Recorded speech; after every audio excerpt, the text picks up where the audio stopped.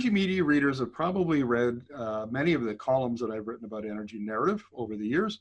And my argument is, in fact, that narrative is about how we think and talk about energy and climate, and how that's actually more important than plans and policy, because how we think and talk about energy and climate is a limiter to what we can do, what we want to do.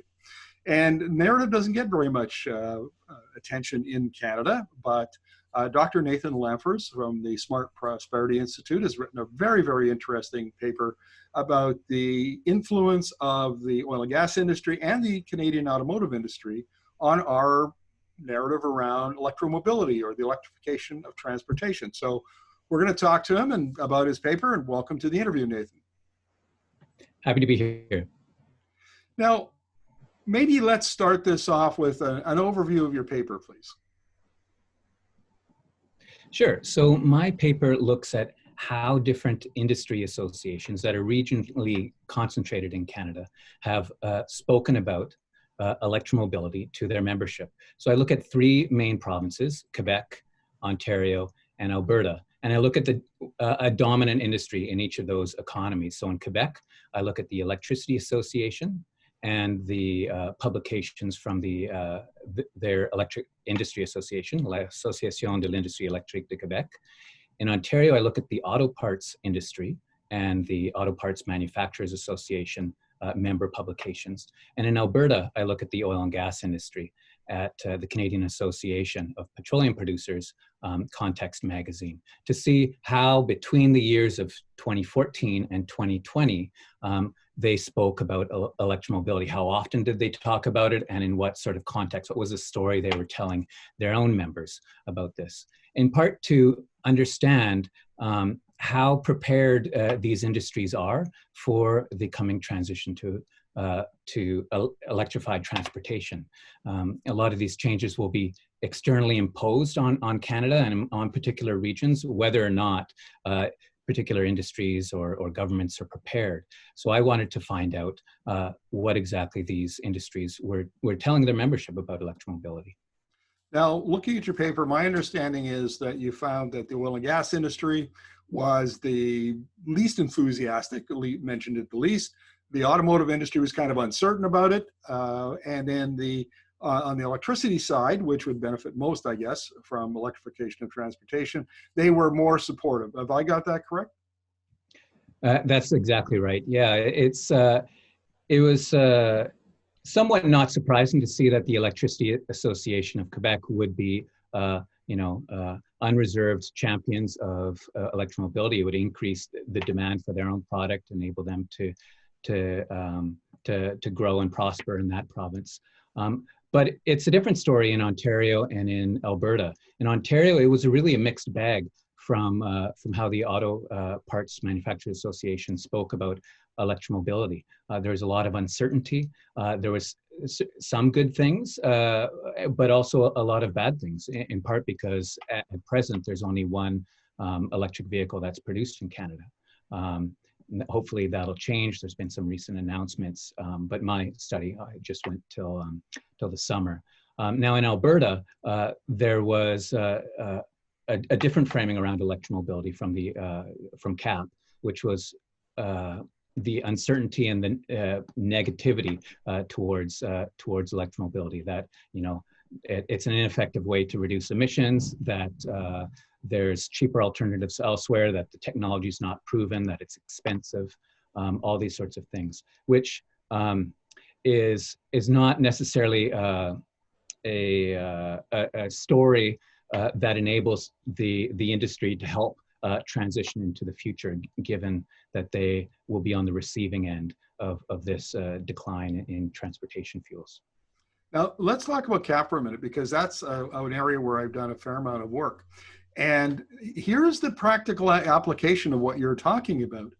In the last year, but particularly 2 years, oil and gas companies, all big companies, but particularly oil and gas companies, have to report on climate risk.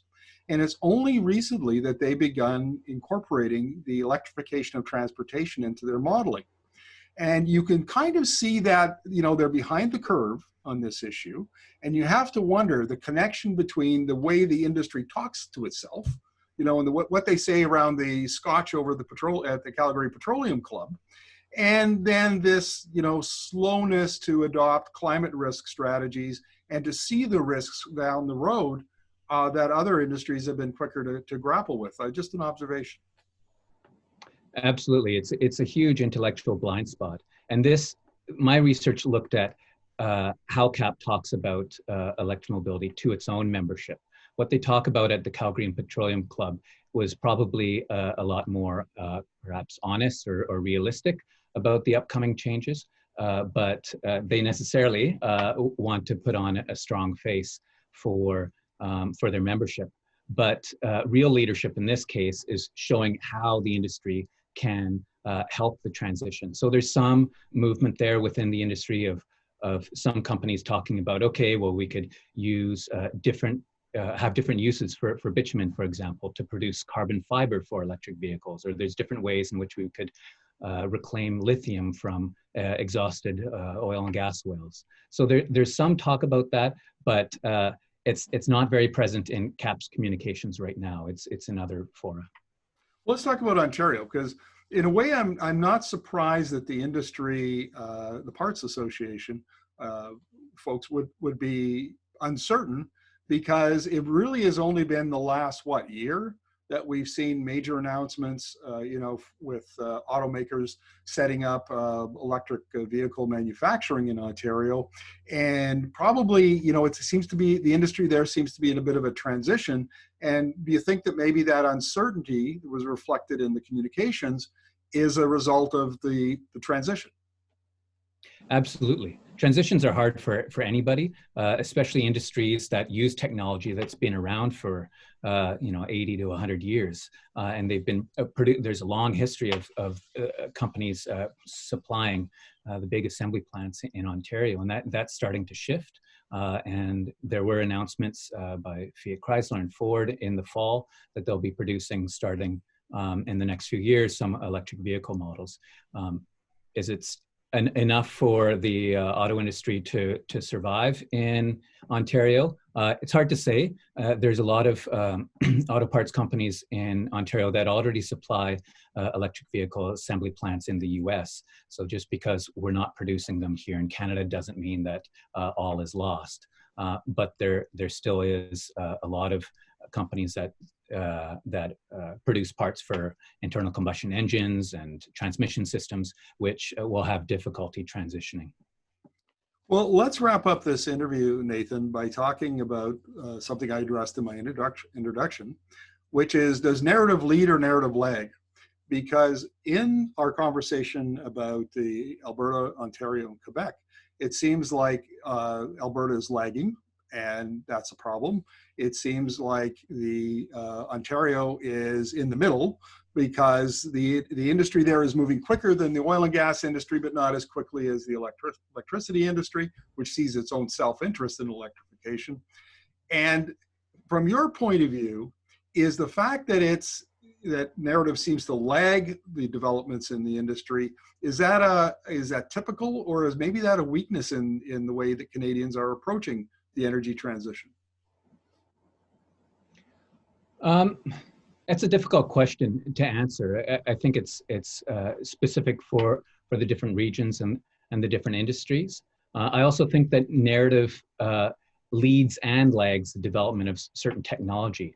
In terms of it leading, it helps to build coalitions and establish coherent stories that could help with the development of policy and implementation, but it also helps in a sort of storytelling sense of how a certain technology links to our past, right? So in Quebec, they strongly talk about their use of hydroelectricity as a form of developing an industrialized regional economy. But in Alberta, it's looking to the past. It's looking to old technologies and business as usual.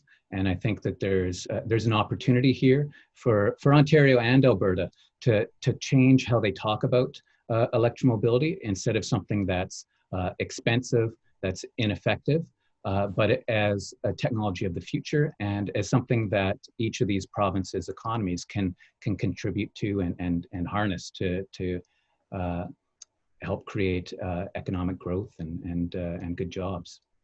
Yeah, I think, and maybe this will be the last question, Nathan, but I look to the US for just one specific example of my point, which is Elon Musk and Tesla. I mean, Elon Musk is looked at the leading thought leader in electric vehicle development.